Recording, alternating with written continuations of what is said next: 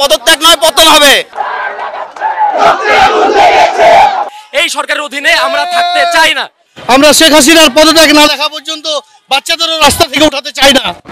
এতগুলো ছাত্র, এতগুলো জনগণ, এতগুলো শিশু খুন করে পৃথিবীর কোনো সরকার টিকতে পারে না। তাদের সঙ্গে জরুরি সভায় সরকারের ক্ষমতা হস্তান্তর নিয়ে কথা বলেছেন বাংলাদেশ সেনাবাহিনীর প্রধান জেনারেল ওয়াকারুজ্জামান। দায়িত্বশীল একাধিক সূত্র এ তথ্য জানিয়েছে। আসসালামু আলাইকুম দর্শক, ব্রেকিং নিউজ। কিছুক্ষণ আগে ঘোষণা দিয়েছে সেনাবাহিনী সরাসরি এবার জনগণের সাথে যুক্ত হতে যাচ্ছে, কারণ সেনাবাহিনীর উপর যে জনগণের বিশ্বাসটা, সেই বিশ্বাস এবার ধরে রাখতে চায়। এবার তারা শেখ হাসিনার পতন চায়, শেখ হাসিনাকে পদত্যাগ করতেই হবে। দর্শক শ্রোতা, সেনাবাহিনীর হঠাৎ করে কি হলো, চলেন আমরা বিস্তারিত ভিডিও থেকে দেখে আসি। তারা জনগণের পাশে কি আরো আগে আসতে পারতো কিনা দেখে আসি। সময়ে 50-60 জন লোক লাঠিসোঁটা নিয়ে এসে দরজা ভাঙার চেষ্টা করেছে, আমাদের মেইন গেটটা, লোয়ার গেটটা ভাঙার চেষ্টা করেছে, তালা ভাঙার চেষ্টা করেছে। সেটা করতে না পেরে তারা লাইট যা আছে সব ভেঙেছে, ইট পাটকেল মেরে গাড়ি ভেঙে ফেলেছে। নিচের কয়েকটা গাড়ি ছিল, বেশ কিছু গাড়ি ক্ষতিগ্রস্ত হয়েছে। তারা ক্যামেরা ভেঙে ফেলেছে।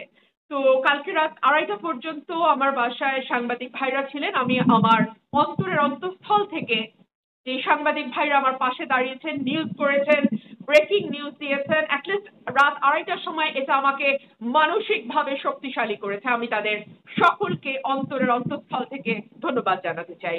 আমি একই সঙ্গে এটাও বলতে চাই, বাংলাদেশ কিন্তু একটা যুদ্ধাবস্থার মধ্যে আছে। কথাটি শুনতে যেমনই লাগুক, আমার নিজের দেশের পুলিশ, আমার নিজের দেশের কিছু নাগরিক, তারাই ঝাঁপিয়ে পড়েছে আমাদের সাধারণ মানুষের ওপরে।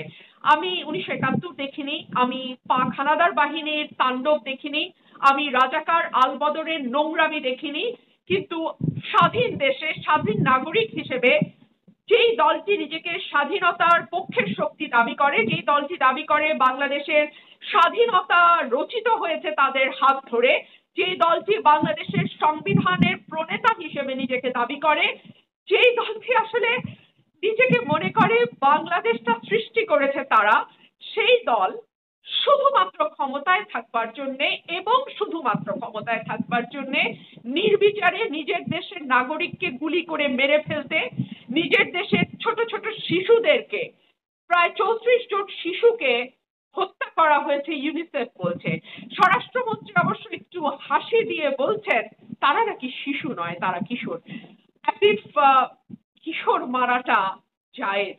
যাই হোক, 18 বছরের একদিন কম হলেও সে আন্তর্জাতিক আইন অনুযায়ী শিশু, দেশের আইন অনুযায়ী শিশু। আমি সেই তর্কে যাচ্ছি না। আমার কাছে শিশু, কিশোর, তরুণ, যুবক, বৃদ্ধ সকলের মৃত্যুই আমার কাছে নৃশংস। আমি একটি মৃত্যুকে আরেকটি মৃত্যু থেকে কোনোভাবেই আলাদা করতে পারি না। আমি আজকে আবার যাচ্ছি সমাবেশে, আমি আজকে আবার যাচ্ছি আমার ছাত্রদের কাছে, এবং যদি মনে করা হয় যে ভয় দেখিয়ে, ত্রাস তৈরি করে, বাড়িতে বাড়িতে ঢুকে রাতের অন্ধকারে হানাদার, পাক হানাদার বাহিনীর মতন তারা যেভাবে মেয়েদেরকে তুলে নিয়ে গেছে, আমি একজন নারী, আমি বাস করি আমার 86 বছর বয়সের বৃদ্ধা মায়ের সঙ্গে, এবং আমরা একা থাকি।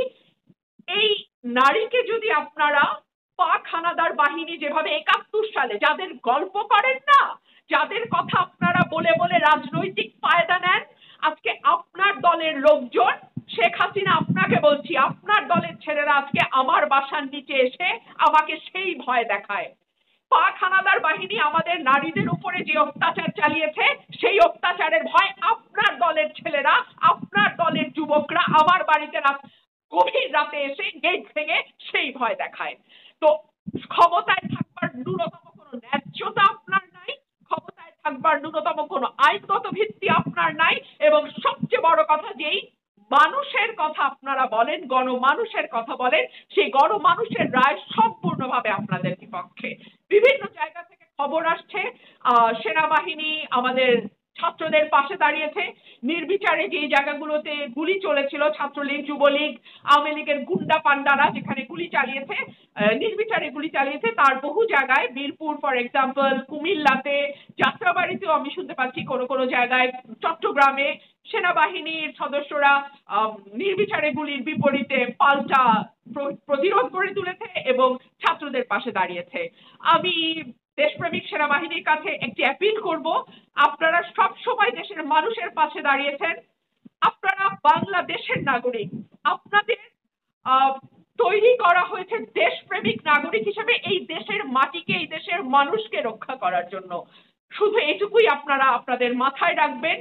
এবং খুব অবাক কাণ্ড যে সাধারণত মানুষ বহিঃশত্রুর আক্রমণে এরকম অসহায় বোধ করে, কিন্তু আজকে আমাদের দেশের একটি দল, আমাদের দেশের কিছু মানুষ জাস্ট ক্ষমতায় থাকার জন্য, জাস্ট ক্ষমতাটাকে মানে এনজয় করবার জন্য নির্বিচারে মানুষ মারছে। এবং দেখলাম স্বরাষ্ট্রমন্ত্রী একটু মুচকি হেসেই বললেন প্রধানমন্ত্রী চাইলে তিনি পদত্যাগ করবেন। শুধু স্বরাষ্ট্রমন্ত্রী নয়, দেশের মানুষ চাইছে প্রধানমন্ত্রী থেকে শুরু করে তার পুরো। আমাদের দৃষ্টি ছিল সেনাবাহিনীর কর্মকর্তাদের বিশেষ জরুরি সভা, অফিসার্স অ্যাড্রেসের দিকে। বিভিন্ন গণমাধ্যম, বিভিন্ন সূত্রে এই বিশেষ জরুরি সভায় কী ধরনের আলোচনা হয়েছে, কী ধরনের প্রস্তাব এসেছে, কী ধরনের প্রশ্ন উত্থাপিত হয়েছে, কী ধরনের সিদ্ধান্ত গ্রহণ করা হয়েছে সে সম্পর্কে রিপোর্ট করেছে। এবং আন্তঃবিভাগ জনসংযোগ পরিদপ্তর ISPR এই বিশেষ জরুরি সভা সম্পর্কে একটা প্রেস বিজ্ঞপ্তি প্রকাশ করেছে। বিশেষ করে তারা সেনাবাহিনী প্রধান জেনারেল ওয়াকারুজ্জামানের বক্তব্য উদ্ধৃত করেছে। আমরা বিভিন্ন সূত্র থেকে পাওয়া এই বৈঠক সম্পর্কে যে তথ্যগুলো আমাদের সামনে এসেছে সেগুলো নিয়ে একটু আলোচনা করব এবং ISPR অর্থাৎ সেনাবাহিনীর পক্ষ থেকে যে প্রেস বিজ্ঞপ্তিটা দেওয়া হয়েছে সেটা দেখে বুঝবার চেষ্টা করব চলমান আন্দোলন নিয়ে সেনাবাহিনীর অবস্থান কি, এবং আজ থেকে যে সরকার পতনের এক দফা দাবিতে সর্বাত্মক অসহযোগ আন্দোলন শুরু হলো, এই আন্দোলনকে সেনাবাহিনী কিভাবে দেখছে এবং তাদের ভূমিকা কি হতে পারে। আমরা একটা রিপোর্ট দেখি। সেনাপ্রধানের জরুরি মতবিনিময় সভা, শান্তিপূর্ণ ক্ষমতা হস্তান্তর হতে যাচ্ছে, একটা প্রশ্ন রাখা হয়েছে। কর্মকর্তাদের সঙ্গে জরুরি সভায় সরকারের ক্ষমতা হস্তান্তর নিয়ে কথা বলেছেন বাংলাদেশ সেনাবাহিনীর প্রধান জেনারেল ওয়াকারুজ্জামান। দায়িত্বশীল একাধিক সূত্র এ তথ্য জানিয়েছে। শনিবার দুপুরে ঢাকা সেনানিবাসের সেনা প্রাঙ্গণে ঢাকা, মিরপুর ও সাভারে কর্মরত সকল কর্মকর্তাদের সঙ্গে মতবিনিময় করেন তিনি। সূত্র জানায়, জরুরি মতবিনিময় সভায় সেনাপ্রধান কর্মকর্তাদের উদ্দেশ্যে বলেন, শান্তিপূর্ণ ক্ষমতা হস্তান্তর না হলে দেশ জুড়ে হত্যা, ধর্ষণ, লুটপাট বেড়ে যাবে। তাই ক্ষমতার হস্তান্তর হলে তা শান্তিপূর্ণভাবে হতে হবে। সেনাপ্রধান বলেন, সেনাবাহিনী গুলি করার জন্য নামেনি, বিক্ষোভ সমাবেশ করার অধিকার সবার আছে। আমরা জনগণের জীবন ও সম্পদ রক্ষা করতে নেমেছি। আন্দোলনকারীদের বিরুদ্ধে আমরা কোনো সহিংস পদক্ষেপ নেব না, আমরা আর কোনো গুলি ছুড়ব না। সেনাপ্রধানের বরাতে একটি সেনা সূত্র জানিয়েছে, তিনি বলেছেন, আমি জানও রক্ষা করব, মালও রক্ষা করব, আরেকজনের দোষ আমি কাঁধে নিব না। জেনারেল ওয়াকারুজ্জামান বর্তমান পরিস্থিতি তৈরির জন্য পুলিশ বাহিনীকে দায়ী করেন। সূত্র জানায়, সভায় এক কর্মকর্তা প্রশ্ন করেন, সেনাবাহিনীর গাড়ি পুড়িয়ে দেওয়া হয়েছে, এমনটি কিভাবে মানা সম্ভব? জবাবে সেনাপ্রধান বলেন, অনেক বিক্ষোভকারী গুলিতে নিহত হয়েছে, এরকম পরিস্থিতিতে এমন ঘটতেই পারে, আমাদের শান্ত থাকতে হবে। পুলিশ নির্বিচার গুলি না করলে এমন পরিস্থিতি হতো না। সেনা সূত্র বলছে, আজকের মত বিনিময়ে একজন সেনা কর্মকর্তা জানিয়েছেন, তার স্ত্রী তাকে প্রশ্ন করেছেন কেন সে ছাত্রদের উদ্দেশ্যে গুলি চালিয়েছে। পরে এ নিয়েও কিছু আলোচনা হয়। বৈঠক এরই মধ্যে শেষ হয়েছে, অর্থাৎ রিপোর্টটা যখন করা হয়েছে এরপর সেনাপ্রধানের গণভবনে যাবার কথা। আন্তঃবাহিনী জনসংযোগ পরিদপ্তর ISPR যে প্রেস বিজ্ঞপ্তি দিয়েছে সেটা আমরা একটু দেখি। রাষ্ট্রের যে কোনো প্রয়োজনে সেনাবাহিনী জনগণের পাশে থাকবে, সেনাপ্রধান বলছেন। সেনাবাহিনী প্রধান জেনারেল ওয়াকারুজ্জামান সেনা সদর হেলমেট অডিটোরিয়ামে নিয়মিত কার্যক্রমের অংশ হিসেবে অফিসার্স অ্যাড্রেস গ্রহণ করেন। সেখানে দেয়া বক্তৃতায় বলেন, রাষ্ট্রের যে কোনো প্রয়োজনে সেনাবাহিনী জনগণের পাশে থাকবে। শনিবার রাতে আন্তঃবাহিনী জনসংযোগ পরিদপ্তর ISPR এক প্রেস বিজ্ঞপ্তির মাধ্যমে এই তথ্য জানিয়েছে। এতে জানানো হয়, অনুষ্ঠানে সেনাপ্রধান তার বক্তব্যে সকল সেনা কর্মকর্তাদের উদ্দেশ্যে দেশের চলমান নিরাপত্তা পরিস্থিতির উপর আলোকপাত করে সেনাবাহিনীর কার্যক্রম সম্পর্কে বিভিন্ন দিক নির্দেশনা প্রদান করেন এবং তাদের বিভিন্ন প্রশ্নের উত্তর দেন।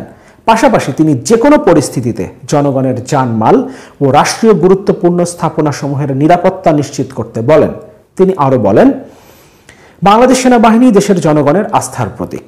জনগণের স্বার্থে এবং রাষ্ট্রের যে কোনো প্রয়োজনে বাংলাদেশ সেনাবাহিনী সবসময় জনগণের পাশে আছে এবং থাকবে। এছাড়াও তিনি সামাজিক যোগাযোগ মাধ্যমে চলমান বিভিন্ন গুজব সম্পর্কে সচেতন থাকার পরামর্শ প্রদানের পাশাপাশি সততা, সত্যনিষ্ঠা ও ন্যায়পরায়ণতার সাথে দায়িত্ব পালনের নির্দেশনা প্রদান করেন। এ সময় সেনা সদরের ঊর্ধ্বতন সামরিক কর্মকর্তাগণ সহ সকল সেনানিবাস হতে ফরমেশন কমান্ডারগণ সহ সকল পদবীর সেনা কর্মকর্তাগণ ভিডিও টেলিকনফারেন্স ভিটিসির মাধ্যমে অংশগ্রহণ করেন। তার মানে এই বিশেষ জরুরি সভায় সবগুলো ক্যান্টনমেন্টের ফরমেশন কমান্ডার এবং সকল পদবীর সেনা কর্মকর্তাগণ অংশগ্রহণ করেছেন। কয়েকদিন আগে একটা ভিডিওতে আমি বলেছিলাম জাতিসংঘ মহাসচিবের বিবৃতিতে বাংলাদেশ সেনাবাহিনীর প্রতি একটা প্রচ্ছন্ন হুমকি আছে। বিশেষ করে জাতিসংঘের শান্তিরক্ষা মিশন থেকে বাংলাদেশের বাহিনীসমূহ বিশেষ করে সেনাবাহিনীকে বাদ দেওয়ার একটা ধারণা জাতিসংঘ মহাসচিব তার বিবৃতিতে দিয়েছিলেন। একইভাবে জাতিসংঘ মানবাধিকার হাই কমিশনারও তার বিবৃতিতে বাংলাদেশের বাহিনীসমূহ এবং কারফিউ জারি করার পর যখন সেনাবাহিনী নামানো হলো তারপর সেনাবাহিনীর কর্মকাণ্ড নিয়ে প্রশ্ন তুলেছিলেন এবং চলমান আন্দোলনে অন্যান্য বাহিনীর পাশাপাশি সেনাবাহিনী কিভাবে অতিরিক্ত বল প্রয়োগ করেছে সেই কথাগুলো আন্তর্জাতিকভাবে বিশেষ করে জাতিসংঘ মানবাধিকার হাই কমিশনার, জাতিসংঘ মহাসচিব এবং ইউরোপীয় ইউনিয়নের বিবৃতিতে উঠে এসেছে।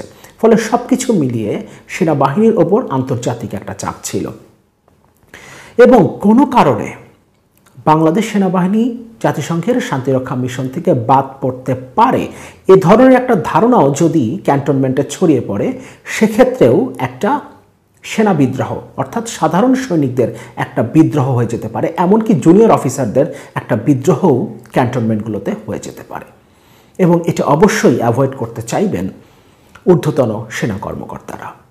ফলে এ ধরনের কোনো পরিস্থিতি তৈরি হোক, আন্তর্জাতিক চাপ আরও বাড়ুক এবং জাতিসংঘ শান্তিরক্ষা মিশন থেকে বাংলাদেশ সেনাবাহিনী বাদ পড়ুক, সেটা কোনোভাবেই সেনাবাহিনী চাইবে না এবং সেনাবাহিনীর মধ্যে একটা অস্থিরতা তৈরি হোক সেটাও তারা চাইবে না। জনগণ কিন্তু সেনাবাহিনীকে বিশ্বাস করে, আগেও করেছে, এখনও করছে এবং একদম যে আসলে খুব ভালোভাবেই ভালো পজিশনে সেনাবাহিনীকে রেখেছে সেটাও বলবো না, একটু হলেও চির ধরেছে, যেটা আমরা আলোচনা থেকেই শুনতে পেরেছি, জানতে পেরেছি।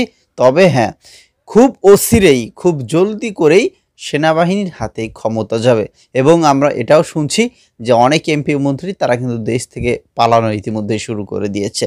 অনেক এমপি মন্ত্রী তারা নাকি পালিয়েও যাচ্ছে।